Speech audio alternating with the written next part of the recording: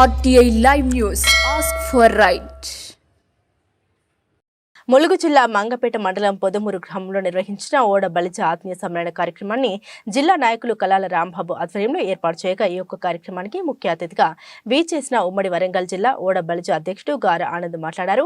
ఓడ బలిజలకు రావాల్సిన సంక్షేమ పథకాలపై మోటివేషన్ నిర్వహిస్తూ ప్రభుత్వం ద్వారా అందాల్సిన రాయితీలు అందడం లేదని, దానితో పాటు మా ఓడ బలిజ కుటుంబాలకు సంబంధించిన చదువుకున్న యువతీ యువకులకు ఉద్యోగ రంగాల్లో అవకాశం కల్పించుకుంటూ భవిష్యత్ తరాలకు వృత్తి విద్యా విషయంపై ప్రభుత్వ చేయూతనివ్వాలని, అలాగే మా యొక్క జీవనభృతి అయిన మత్స్య సేకరణ విభాగం ద్వారా మాకు రావాల్సిన రాయితీలు సబ్సిడీలు ఇప్పించాలని పంచాయతీరాజ్ శాఖ మరియు శ్రీ శిశు సంక్షేమ మంత్రి సీతక్కను కోరారు. అక్కడి సొంత నియోజకవర్గమైన ములుగు జిల్లా ఓడ బలిజ బాధలు తీర్చాలని ఈ సందర్భంగా వారు విజ్ఞప్తి చేశారు.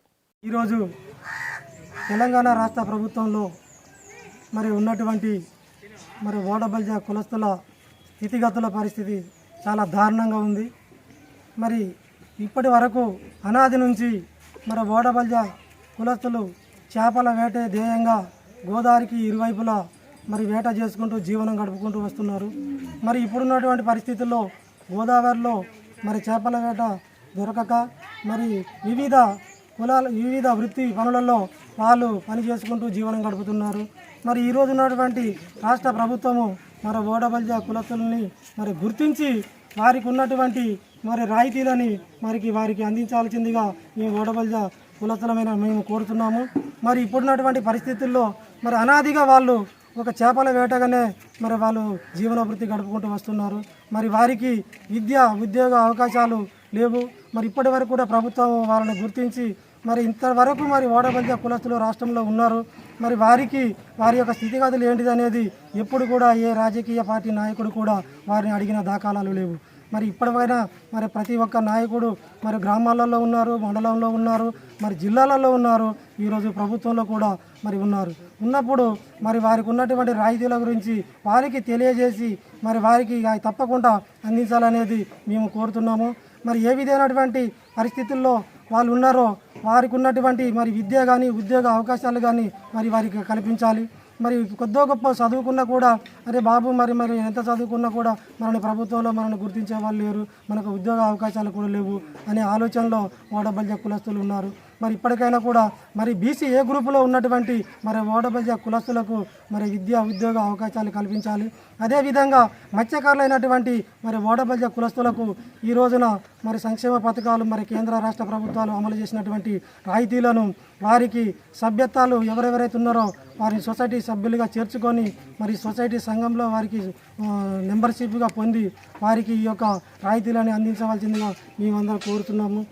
ఈ రోజు ఉన్నటువంటి ప్రతి ఒక్క కులాల మీద వారు రాష్ట్ర ప్రభుత్వాలు రాయితీలు ఇస్తున్నది. ఇచ్చినప్పటికీ కూడా మేము ఓడ బలిజలైనటువంటి నిరుపేదలమైనటువంటి ప్రభుత్వంలో అన్ని కులాలలో ఉన్నటువంటి కులాల కంటే దారుణమైన స్థితిలో ఉన్నారు.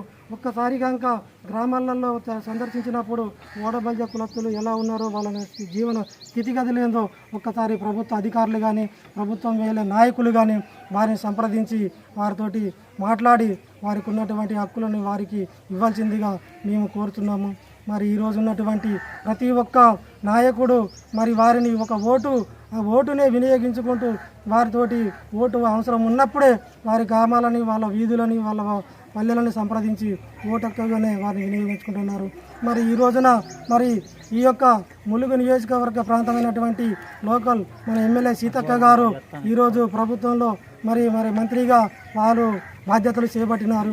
ఇక్కడ ఉన్నటువంటి రాష్ట్రంలో కానీ ఈ యొక్క జిల్లాలో ములుగు జిల్లాలో కానీ అటు వెంకటాపురం, బాజేడు, అటు తర్వాత చెర్ల, ఖమ్మం ఈ అంత తీర ప్రాంతాలలో ఉన్నటువంటి మత్స్యకారులు వేల సంఖ్యలో ఉన్నారు.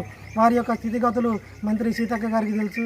అక్క సీతక్క, మీకు మా యొక్క ఓడ బలిజ కులస్తులను మీకు ప్రత్యేక ధన్యవాదాలు తెలియజేసుకుంటున్నాము. మా పరిస్థితులు అధ్వానం ఉన్నాయక్క, ఒక్కసారి మా యొక్క గ్రామాలు మండలాలకు వచ్చినప్పుడు మా గురించి ఒక్కసారి మీరు తెలుసుకొని మాకున్నటువంటి రాయితీలని మాకు అందించాలక్క.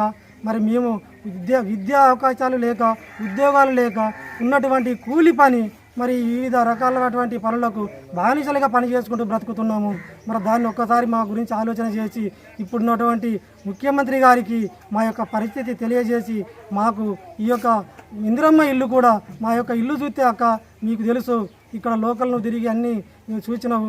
దానికి కూడా మాకు ఇందిరమ్మ ఇల్లు వెంబటే మాకు అవకాశాలు కల్పించాలని మేము కోరుతున్నాం అక్క. ఈ రోజున ఈ యొక్క పొదుమూరు గ్రామం చూసుకుంటే అక్క ఇక్కడ రోడ్డు కూడా లేదు.